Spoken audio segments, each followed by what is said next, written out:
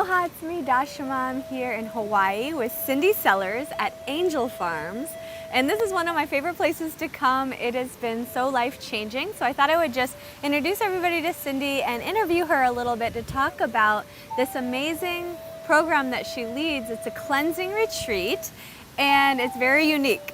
So I'll just tell you a little bit about it and then I'm gonna ask a few questions of her to share some really incredible stories, and you can find out ways that you can prevent sickness and disease and even surgeries and things like that. So this is something that changes lives, and it's changed my life as well.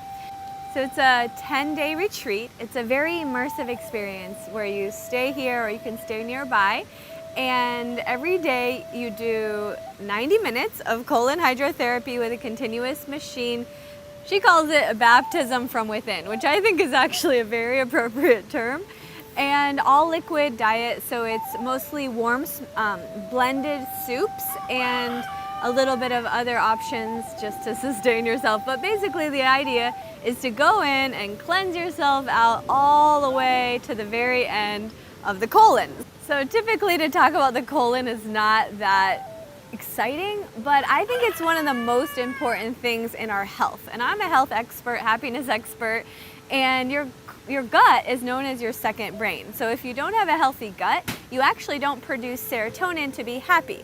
And they say you produce up to 90% of serotonin in your gut. So this is super crucial for happiness and health and prevention of disease. So just to tell you a little bit about my experience and what happened for me. So I remember I was leading a yoga teacher training in Bali, and one of my students told me about this program. I told her I'd been having different issues with candida, and it was, I thought, caused from sugars that I was eating from the fruits in Bali. So anyway, she told me about this place and I decided to come, and I'm so glad that I did.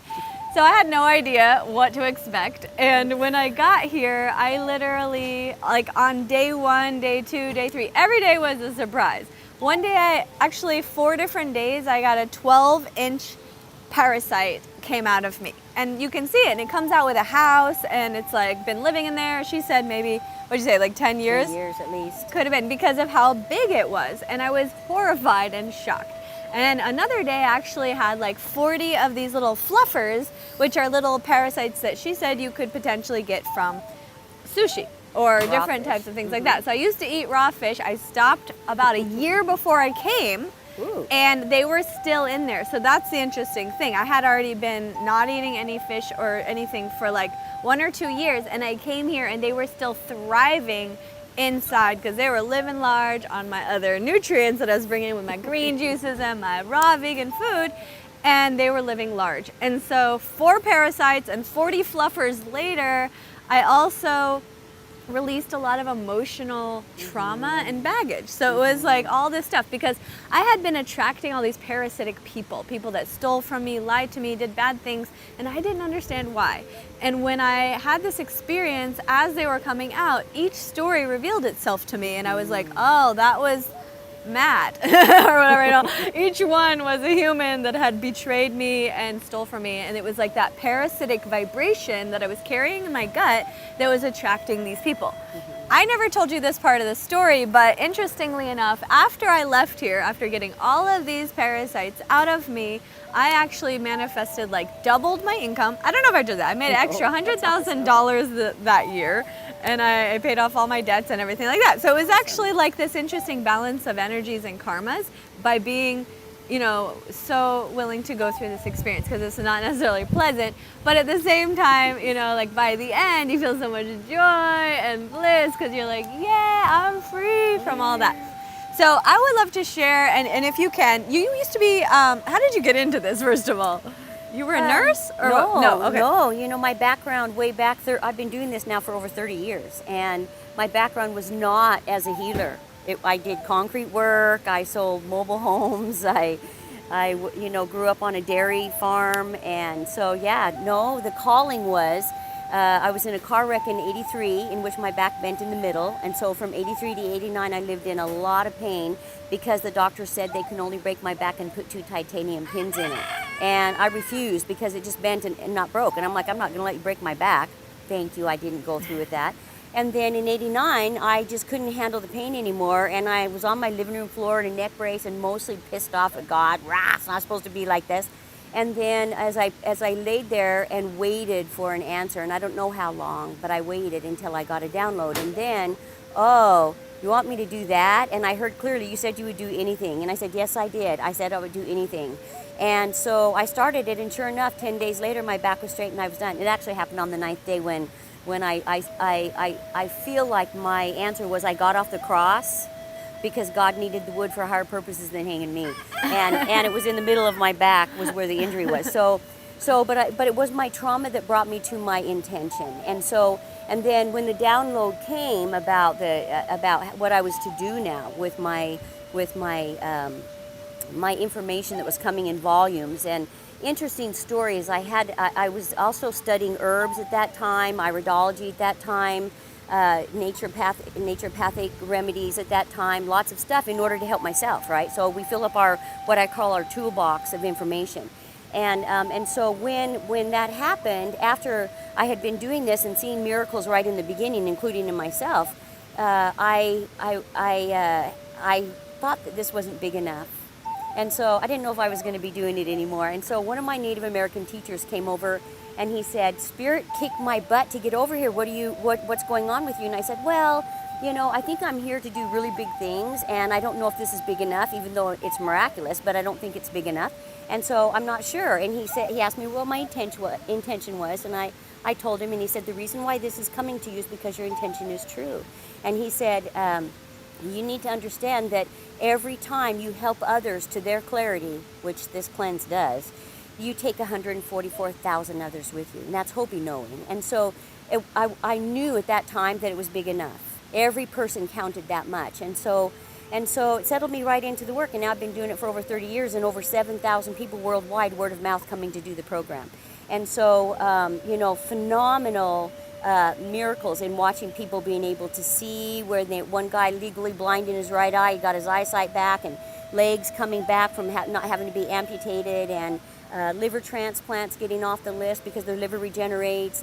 But it's not just about the cleanse, of course. It's about what emotions and thoughts we're still stuck, that the body's still holding on to, until the body has to become the teacher, because it will be the teacher. And pain is a great awakener, right? So it will get our attention when we're uncomfortable, or there's lots of things going on about molds and candidas and chronic pain, and all kinds of stuff that's getting bigger now and not less. So we want to have an option that people can literally turn it around.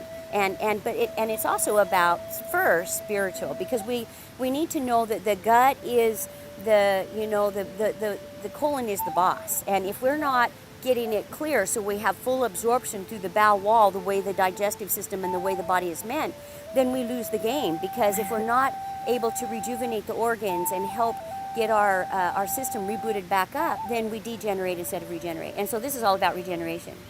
Absolutely. And I really feel that. Like, one of the things that happened for me when these parasites came out, and I remember you said when the houses came out, she's like, finally when they're out, then your gut lining can start to heal. If you're trying to do all this healing of your gut lining from antibiotics or whatever perpetration has happened in there, then it's not going to really fully work, because they're like blocking the flow, right? And so that was another really big thing, just in terms of my experience for the parasite side of it. And you were telling me there were people that came that had like 3 feet or even up to 6 feet parasites come out. And these are like longer. Thin, fit, healthy looking people, right? They don't have like this big belly, like where you're like, yeah, of course there's a parasite in there. No, you're like, you can't even tell, right? Right.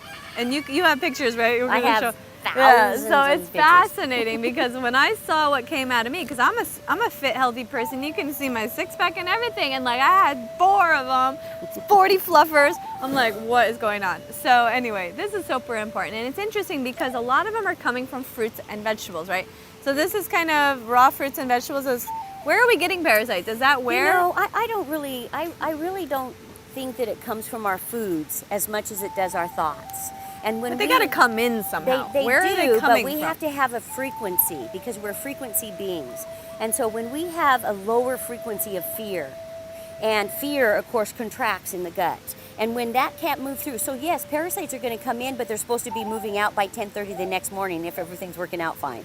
But when we become a house for them instead of a hotel, that's when they start to accumulate and become bigger. And so we want to make sure that, we want to look at where our fears are and how it contracts, and love expands, and we want to be more love, and we want to be great forgivers. And I was just talking about this, and I'm going to get into it today because we're going to be talking a lot about that. What is really forgiveness? And forgiveness is when you come to the point when you recognize there's nothing to forgive.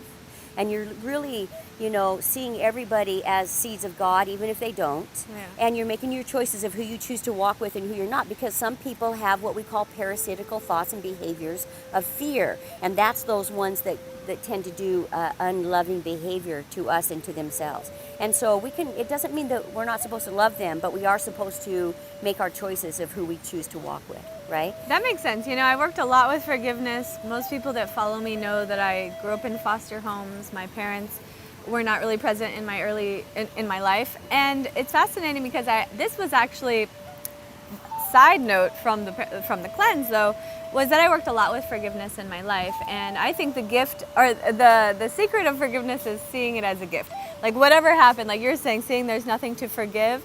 But for me, even if there is a thing, it was a gift, because that thing brought you to here. And who you are now is wonderful and perfect and great. So knowing your greatness and then stepping into the knowing of that, you can see that every step of the way that led to this is the gift, even if it was painful, right? We can't learn without pain. We can't learn without challenges. We don't grow without these things in life. So it's good when you get to see all this. And what happens in the cleanse is it just comes up. Like you can see, like for me, I had issues around safety because as a child, I didn't have parents hardly. So to me, that was like, I've always had these root chakra issues. I have no problems in my upper chakras. I'm like oneness with God all day long.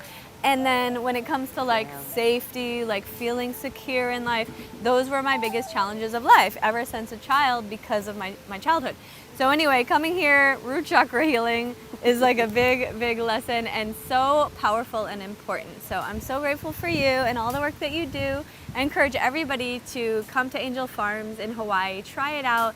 Meet Cindy and her angelic, beautiful tribe over here that just is so supportive and loving and caring, and have your own transformation. So many people come here after or before they get cancer or when they've had cancer, and it helps them to heal. And I mean, I don't have any of those issues, but just ultimately there's so much sickness and disease in the world. So the more we can do to prevent that, I'm all about spreading that message. So do it for yourself, and know that it's an investment into your future. You could invest into this now and save yourself hundreds of thousands of dollars later on doctor bills and sickness. And so I always look at any investment into my health in that way. And that's also a way of spinning prosperity consciousness, because a lot of people have issues around, it's 10 days, it's this amount of money. But ultimately, it's an investment in your future and in your life and your health and your happiness and in your family as well. So I highly encourage it. Thank you, Cindy, for everything. I love you. And I love you all. Have a beautiful, blessed day. Aloha. Aloha. Namaste. Namaste.